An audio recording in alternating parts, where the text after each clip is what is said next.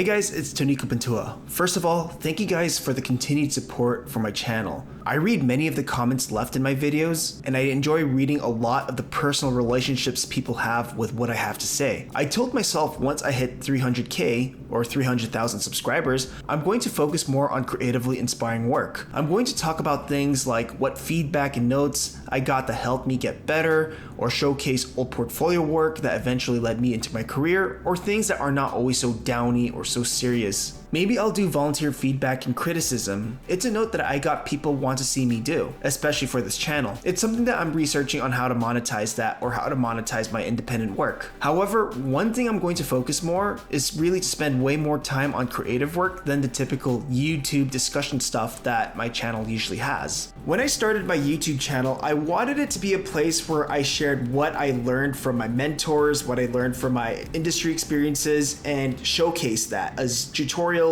as little demos, or just lecture videos. I love sharing those aha moments that I got from my learning journey. Eventually, it shifted from that kind of stuff to me talking about my creative journey, more about the inner workings of a creative person, how I feel about my work, what it means to make the thing that I do, and strategies on how I work around the things that I struggle with, especially in the creative world of animation. A lot of people seem to resonate what I have to share, even people that I look up to. So it's a compliment. And it's a platform that actually benefited me a lot, to the point where going indie feels more like a reality. However, the way I'm doing YouTube right now isn't the most creatively fulfilling.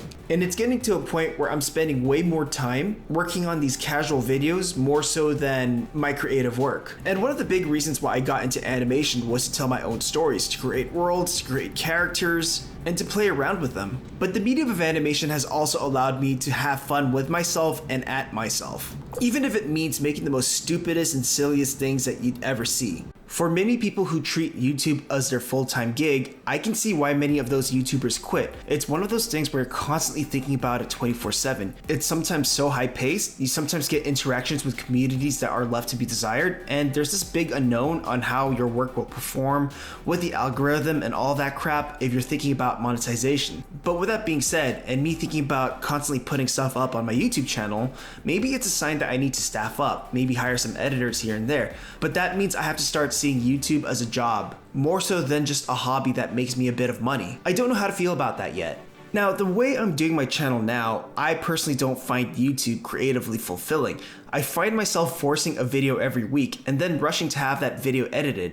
It's usually a topic I want to explore and talk about. And I have a lot of things I want to talk about. I have hundreds of pages of me journaling of the things I want to talk about, how I feel about certain things within my work, within my creative industry, within my own personal work. By the time I'm finished editing with them, there are many times where I go, oh, that could have been said better, or oh, this could have been deeper instead of just ramblings. So again, I've always viewed my channel as a journal that was public regarding my feelings in this creative art form, and me sort of talking to myself, giving myself advice on what I would do or how I would problem solve it.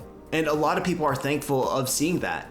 But even things like that, even things that are supposed to be super casual, it still takes a lot of time and labor to edit the video, record myself, put it all cohesively together, have some backup video of whatever project I'm working on as background material, render them, and then submit them.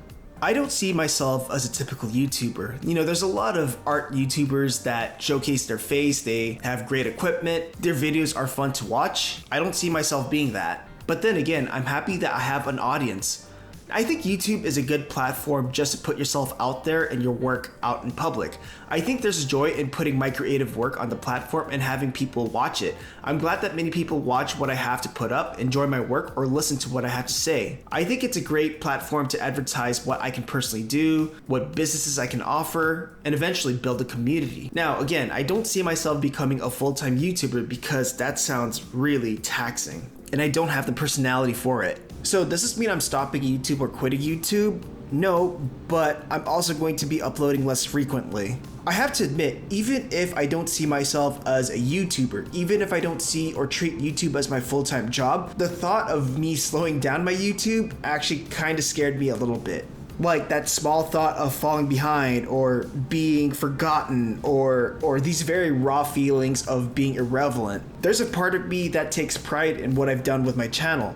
There are times when I'm really hard on myself, and this goes beyond YouTube, where if something that I do doesn't do well or perform well, or when I miss the mark on certain things, even in work and in general life related stuff, I beat myself down for it. But at the same time, I'm also slowly coming to peace with myself on what truly matters more. Now, going forward, I plan to upload less frequently, but to spend more time on the quality of my work.